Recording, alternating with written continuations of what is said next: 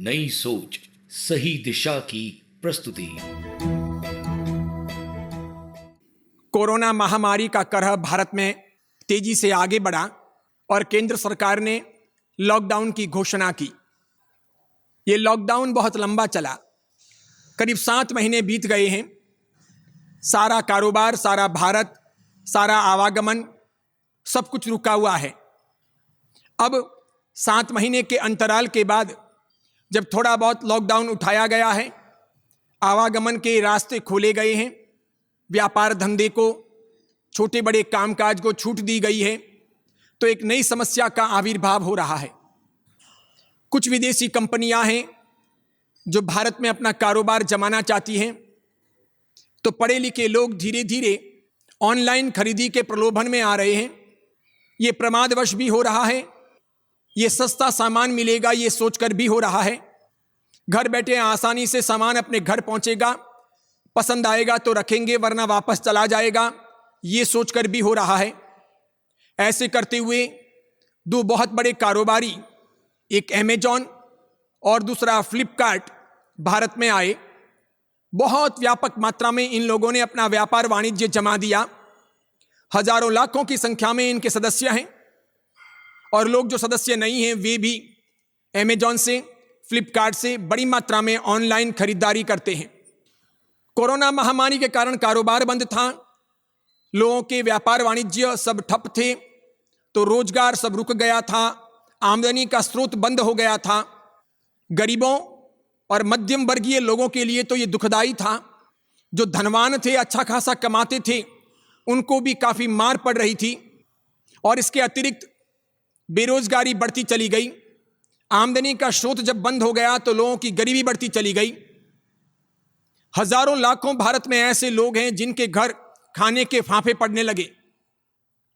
लेकिन 6-7 महीने के बाद में जब ये लॉकडाउन समाप्त किया गया है और वापस कारोबार धीरे धीरे प्रारंभ हो रहे हैं, व्यापार वाणिज्य पटरी पर आ रहा है, तो इस बीच में ये त्योहारों की सीजन को, त्योहारों के मौसम को प्राप्त करके अमेजॉन ने, फ्लिपकार्ट ने नाना प्रकार के डिस्काउंट ऑफरें की है।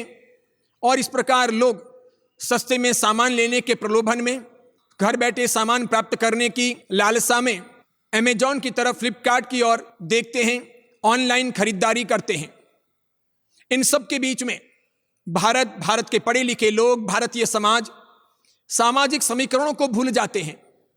वैसे मैं एक जैन साधु हूं, व्यापार से मेरा कोई लेना देना नहीं, व्यापार की बातें करना मेरा उद्देश्य नहीं, लेकिन समाज में बैठा हूं।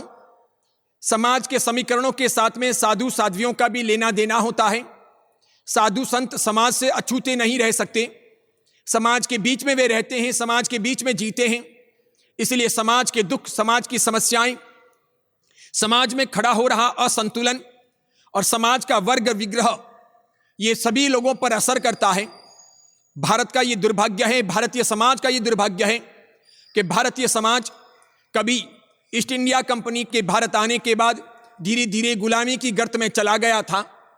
अभी अमेजॉन और फ्लिपकार्ट के तौर पर विदेशी कंपनियों को वापस स्थान देकर, उन्हें पनपाकर, उन्हें कारोबार देकर, उनकी आमदनी करवाकर, और दूसरी जगह से कारोबार बंद करवाकर, उनकी आमदनी को कम करवाकर, कई लोगों को बेरोजगार बनवाकर गरीबी को आगे बढ़ा रहा है और पुनः गुलामी की ओर आगे बढ़ रहा है। इस बात को बहुत गहराई से समझना चाहिए। जब कभी भी हमारी गली में, हमारे मोहल्ले में या हमारे गांव शहर में कोई छोटा मोटा भी कामकाज लेकर, दुकान लेकर, कारोबार लेकर कोई व्यक्ति बैठा होता है, तो वह व्यक्ति उस कारोबार से अपना घर पालता है, उसके कुटुंब कबीले की परवरिश करता है, उनका भरण पोषण करना उस दुकान पर निर्भर होता है। इसके सिवाय उस दुकान में, उस कारोबार में, उस छोटे बड़े कामकाज में जो भी वो नौकर चाकर रखता है, तो नौकर चाकर के भी अपने अपने परिवार होते हैं। उस दुकान से उस व्यक्ति को जो पगार मिलता है, वेतन मिलता है, उससे वे नौकर चाकर अपना घर चलाते हैं, अपना परिवार का गुजारा करते हैं। जब अपने गली में, मोहल्ले में, बाजार में बैठे हुए व्यापारी या छोटे बड़े व्यवसायी, कोई लघु उद्योग वाले, कोई कुटीर उद्योग वाले, कोई लारी खुमचे वाले अगर बेरोजगार हो जाएंगे, उनको आमदनी नहीं होगी, इनकम नहीं होगी, वे कमा नहीं सकेंगे, तो विचार करो उनका घर कैसे चलेगा, उनके बाल बच्चे कैसे खाएंगे पिएंगे, उनके जीवन का क्या होगा, वे लोग सुख शांति से कैसे आगे बढ़ पाएंगे। उसी प्रकार उस दुकान में कारोबार में काम करने वाले जो नौकर चाकर हों, अगर दुकान की आमदनी नहीं हुई तो नौकर चाकर निकल जाएंगे, उन्हें निकालना पड़ेगा। इस प्रकार उन नौकर चाकर को भी जब आमदनी नहीं होगी, रोजगार नहीं मिलेगा, इनकम नहीं होगी, तो उनके परिवारों का क्या होगा। इस प्रकार जब हम कुछ स्थानों से ऑनलाइन बहुत बड़ी मात्रा में खरीदारी करते हैं, तब सब जगह से व्यापार सिमट करके कुछ लोगों के पास में जाता है। यानी जो पैसा, जो आमदनी हजारों लाखों को होनी थी और जिससे हजारों लाखों का गुजारा होना था, हजारों लाखों परिवारों का भरण पोषण होना था, सुख शांति पूर्वक चैन की नींद रोज वे सो सकें और 2 समय की सूखी रूखी रोटी भी वे खा सकें, ऐसा जो इंतजाम प्रकृति की ओर से सामाजिक समीकरणों के अनुसार परंपरा से चलता आया है, उसको हम तोड़ रहे हैं। हम अप्राकृतिक काम कर रहे हैं, सारे समीकरण खंडित कर रहे हैं। यह असामाजिक संतुलन की ओर गति हो रही है। ये एक प्रकार से परतंत्रता को बुलावा है। ऐसा करने से, यानी कि अमेजॉन हो, फ्लिपकार्ट हो या ऐसी ही दूसरी कोई कंपनियां हो, उन कंपनियों को बहुत आमदनी करवाने से, सब चीजें ऑनलाइन खरीदने से और अपने बाजार से, अपने गली मोहल्ले से या अपने गांव शहर से सामान नहीं लेने से धीरे धीरे ऐसा वातावरण पनपेगा कि गरीबी बढ़ेगी, बेरोजगारी बढ़ेगी। आमदनी जब नहीं होगी तो व्यापारियों की, धंधा व्यवसाय करने वालों की, लारी खुमचे वालों की चिंता बढ़ेगी, उनमें तनाव बढ़ेगा। इन सब की वजह से बेईमानी बढ़ेगी, चोरी बढ़ेगी, अपराध बढ़ेंगे, आत्महत्याएं बढ़ेगी, शांतिपूर्वक आदमी जी नहीं पाएंगे, बाल बच्चे बिलखेंगे। ये अमानवीयता का आधार होगा, इससे कोई फायदा नहीं होगा।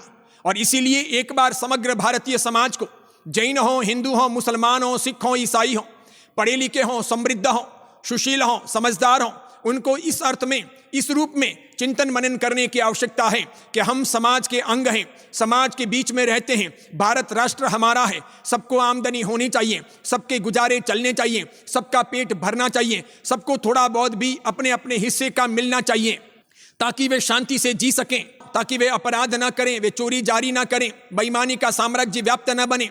पूरा पैसा, पूरी आमदनी, सारा धनाढ्यता का आधार कुछ लोगों के पास में सिमट करके ना रह जाएं।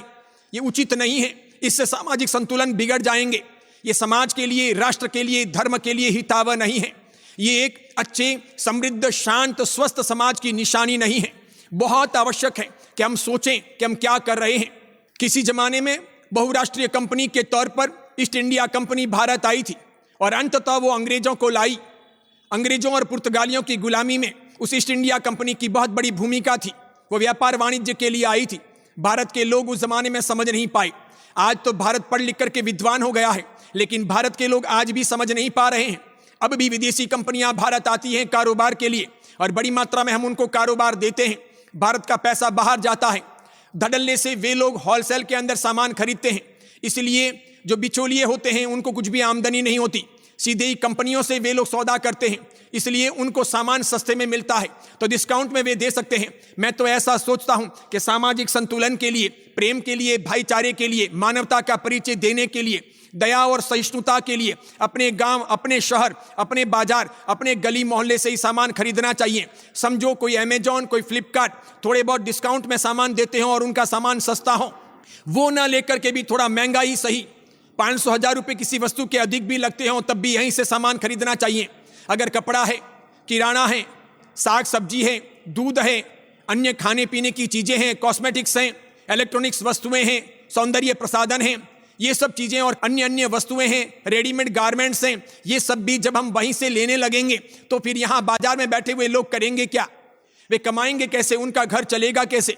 और भूलो ना कि कहीं ना कहीं आपकी उसमें सहभागिता है। आपका भी कोई कारोबार होगा, आपका भी कोई परिवार होगा, आपका भी छोटा बड़ा कोई धंधा व्यापार वाणिज्य होगा, छोटी मोटी नौकरी होगी। अगर आपके साथ में भी इस प्रकार की घटना घटेगी, वहां कोई ग्राहक नहीं आएंगे या आपकी नौकरी छूट जाएगी, आपका कारोबार अगर ठप हो जाएगा, आपका व्यापार अगर नहीं चलेगा, आपका लारी खुमचा अगर नहीं चलेगा, तो आप जियोगे कैसे? इसीलिए हम अगर दूसरों को जिलाएंगे तो दूसरे हमको जिलाएंगे। हम दूसरों को जीने के लिए आधार दें ताकि दूसरे हमको जीने के लिए आधार दे सकें। परस्पर उपग्रह करने जैसा है, परस्पर उपकार करने जैसा है और यह आवश्यक है। हम तो कैसा कर रहे हैं जो संस्कृति के विरोध में है, सभ्यता और संस्कारों के विरोध में है। ऐसी विदेशी कंपनियों को हम आमदनी करवा रहे हैं, और जो भारत के लोग हैं, शाकाहारी हैं, सभ्य हैं, सुशील हैं, अच्छे परिवारों के हैं, ईमानदार हैं, छोटा बड़ा कारोबार करके अपने जीवन का गुजारा चलाते हैं, उनको सपोर्ट नहीं कर रहे। ऐसा करने से क्या होगा? अनीति बढ़ेगी, अन्याय बढ़ेगा, व्यभिचार बढ़ेगा, विदेशी कंपनियों का बोलबाला बढ़ेगा, उनका कारोबार बढ़ेगा। इस प्रकार वे लोग आकर के हम पर हावी होंगे, संस्कृति नष्ट होगी, संस्कारों का ह्रास होगा, मांसाहार को प्रभुत्व मिलेगा, शाकाहारी जीवन शैली खंडित हो जाएगी। इसीलिए किसी भी हालत में व्यक्तियों को ऑनलाइन खरीदारी नहीं करनी चाहिए।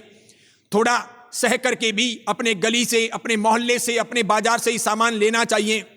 थोड़ा बहुत जरूर आप बार्गेनिंग करवा सकते हो, थोड़ा बहुत कम करवा सकते हो। ना भूलो कि कोरोना की महामारी के लॉकडाउन में ये आसपास में रहने वाले व्यापारी आपके खरीदारी के लिए काम आए। तब तो ऑनलाइन सब कारोबार बंद था, कोई आपको सामान देने पहुंचाने वाला नहीं था। यहां पर एक जियो मार्ट के तौर पर भारत की कंपनी का भी मैं उल्लेख करना चाहूंगा। ऑनलाइन ये कंपनी आ जाने के बाद बहुत बड़ी मात्रा में इसकी भी आमदनी होने वाली है। कुछ कारोबारियों को इसका लाभ मिलने वाला है, लेकिन इसी वजह से बहुत सारे कारोबारियों पर असर होने वाली है। अलग अलग इलाकों में जियो मार्ट कंपनी अपने लिए कोई ना कोई दुकानें निर्धारित करेगी। जैसे ही आप ऑनलाइन उसके वहां बुकिंग करवाओगे तो वहां से वो आपके नज़दीक में जो कोई भी लोकेशन के पास में जो कोई भी स्थान होगा वहां से वो डिलीवरी करवाएगी। तो वो आमदनी किनको होगी? वो आमदनी उस दुकानदार को होगी, थोड़ी आमदनी जियो मार्ट को होगी। यानी कि जो छोटे मोटे दुकानदार हैं उन सबको लाभ नहीं होगा। नहीं तो सबको थोड़ा बहुत सांस जलते जलते कुछ मिलता है, उतना संतोष लेकर के जाकर के वे शांतिपूर्वक घर में सोते हैं। यानी ये बड़ी कंपनियों का आना, समूह में व्यापार करना, बड़े बड़े मार्ट स्टोर लगाना और इस प्रकार कारोबार करना, जैसे जियो मार्ट दूध का व्यापार, ब्रेड का व्यापार, फल फ्रूट का व्यापार, सब्जियों का व्यापार भी करेगी। और सुनकर के आप आश्चर्य करोगे कि जरूर वे वैष्णव धर्मी हैं, श्रीनाथ जी संप्रदाय के हैं, अंबानी परिवार के लोग, जियो मार्ट के मालिक, लेकिन फिर भी वे मछली और अंडे भी बेचेंगे। अब विचार करो, पैसों की ऐसी कौन सी तंगी है, कहाँ पैसा कम है कि जिनके घर में जैन लड़की बहू बन के आई है, जिनकी बिटिया जैन घर में गई है, और जो वैष्णव परिवार के रहे हैं, जहां पर मांसाहार, शराब, अंडे वगैरह कभी अकल्पनीय रहे हैं, सोचे भी नहीं जा सकते। अब उनको ऐसी कौन सी गरीबी आ गई या पैसों की ऐसी कौन सी आवश्यकता है कि उनको अपने जियो मार्ट जैसे में मछलियों को बेचना पड़े, अंडों को बेचना पड़े या नाना प्रकार की अन्य चीजें बेचनी पड़े। और इसीलिए एक सामाजिक समीकरण को बनाए रखने के लिए, समाज को शांति से जीने देने के लिए, सबके प्रति न्याय के लिए, किसी के प्रति अन्याय ना हो इसके लिए, ये मानवीय समाज मानवता पूर्वक शांतिपूर्वक जी सकें, इसके लिए एक ध्येय होना चाहिए, लक्ष्य होना चाहिए, ऐसी सोच होनी चाहिए कि मैं अच्छी चीज खरीदूं, सस्ते भाव में लेने का प्रयत्न करूं, लेकिन जो कुछ भी लूं वो अपने आसपास से लूं, अड़ोस पड़ोस से लूं, बहुत दूर तक ना जाऊं, सबको आमदनी होने दूं, सबके जीवन का भरण पोषण करूं। एक मनुष्य होने के नाते, किसी समाज प्रांत का सदस्य होने के नाते, किसी धर्म का व्यक्ति होने के नाते मेरा दायित्व बनता है कि सबको जीने का अधिकार दूं। जियो और जीने दो, जियो और जिलाओ, दूसरों का भी भला करो तो अपना भला होगा, ये मानसिकता रखी जानी चाहिए और आगे बढ़ा जाना चाहिए। मैं आशा करता हूं आप सभी लोग सुज्ञजन सोचेंगे, समझेंगे, विचार करेंगे, विशेष करके युवक युवतियां सोचेंगे और हर हालत में ऑनलाइन हम ना खरीदें, जो कुछ बाजार में मिलता है वहीं से खरीद करके लाएं, ऐसा प्रयास करेंगे। आप सबको सद्बुद्धि मिले, अच्छी सोच मिले, इन कामनाओं के साथ में ओम शांति ही। आज इतना ही। आचार्य श्री विमल सागर सुरीश्वर जी महाराज जैन धर्म की श्वेतांबर मूर्ति पूजक तपागच्य शाखा के तेजस्वी श्रमण है। वे महान आचार्य श्री बुद्धि सागर सुरीश्वर जी महाराज साहिब की उज्जवल परंपरा के प्रभावशाली वंशज है। वे जिन शासन के सजग प्रहरी, युवाओं के जीवन शिल्पी, नए युग के कुशल पथ दर्शक, पंथ संप्रदायों की आपसी सद्भावना के उद्घोषक, समाज हित चिंतक, क्रांतिकारी विचारक, दीर्घदृष्टा, स्पष्ट व निडर ओजस्वी प्रवचनकार है। सोशल मीडिया के माध्यम से वे घर घर पहुंचे हैं। उन्होंने हजारों लाखों लोगों की जिंदगी बदली है। अगर आपको उनके वीडियो पसंद आए हो तो उन्हें लाइक कीजिए, शेयर कीजिए और आचार्य विमल सागर सूरी जी के नाम से चल रहे YouTube चैनल को सब्सक्राइब कर उसके पास रहे बेल के बटन को क्लिक कीजिए ताकि उनके नित नए वीडियो देखने का आपको अवसर मिल सके। विमल सागर सूरी जी के नाम से बने उनके फेसबुक पेज को भी लाइक कीजिए तथा नई सोच सही दिशा के नाम से बनी उनकी मोबाइल एप्लीकेशन आज ही प्ले स्टोर से डाउनलोड कर लीजिए। आइए हम सब मिलकर वैचारिक क्रांति का सूत्रपात करें। अपनी सोच बदले, दिशा बदले, दशा बदले।